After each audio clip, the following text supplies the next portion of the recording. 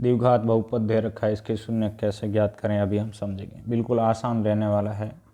एक और वीडियो को देख लिया उसके बाद आप बहुपद की शून्य यूं चुटकियों में ज्ञात कर देंगे। तो हमें सर्वप्रथम क्या करना होता है, प्रश्न में दिया है उसको लिखना है। ये आपके 2 नंबर में प्रश्न आते हैं, थोड़ा लैंग्वेज अच्छे से लिखना है। क्या दिया है आपको, एक द्विघात बहुपद दिया हुआ है x² - 2x - 15। अब शून्य ज्ञात करने के लिए हम इसके गुणनखंड करेंगे। तो गुणनखंड करने के लिए क्या करेंगे, यहाँ पे देख लो, थोड़ा रफ करते हैं। जो x² का गुणांक है उसका और अचर पद का गुणा करेंगे। तो x² के गुणांक में कोई भी बड़ी संख्या दिखाई नहीं दे रही, मतलब कितना होगा 1 और -15। -15 के फैक्टर कर दिए, कितना के 3 × 5, ये माइनस है, माइनस आएगा। अब इसके हम ऐसे 2 टुकड़े कर देते हैं जिनको जोड़ने पर क्या आना चाहिए, जो x का गुणांक है कितना है -2। बिल्कुल सिंपल है।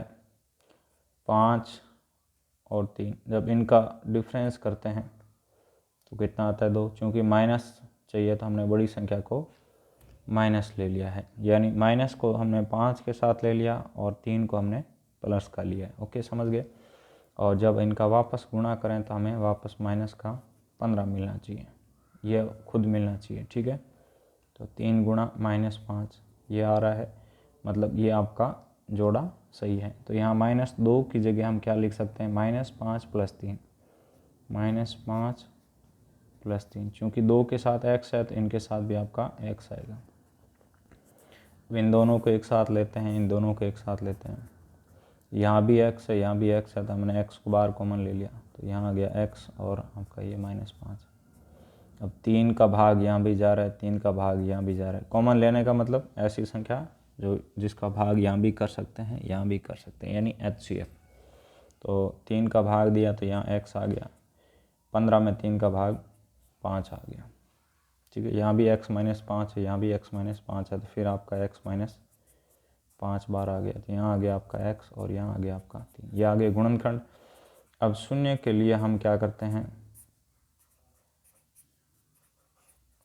ये जो गुणनखंड आए इनको बराबर 0 लेकर चलेंगे। बिल्कुल सिंपल है, कोई दिक्कत नहीं है। आपको एक छोटी सी बात को ध्यान रखना है, शून्य का मान क्या होता है, x का ऐसा मान जिसको हम बहुपद में रखेंगे उसका मान 0 हो जाएगा।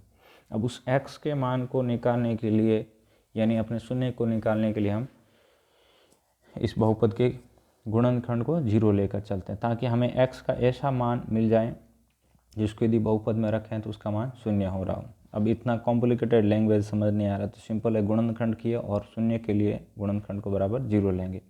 अब 2 पद आपके गुणा में हैं और वो 0 कब हो सकते हैं, जब या तो पहला पद 0 हो या दूसरा पद 0 हो। यहाँ से आपका x का मान क्या आ जाएगा, इसको दूसरी तरफ भेजेंगे तो माइनस का है, दूसरी तरफ जाकर प्लस आ गया। ये प्लस का है, इसको दूसरी तरफ भेजेंगे तो माइनस का आ जाएगा। तो अंततः शून्य क्या आ गया आपके, क्रमशः -3 तथा 5 है। ठीक है, ओके, आसान है। तो यही आपका यहाँ पर उत्तर है।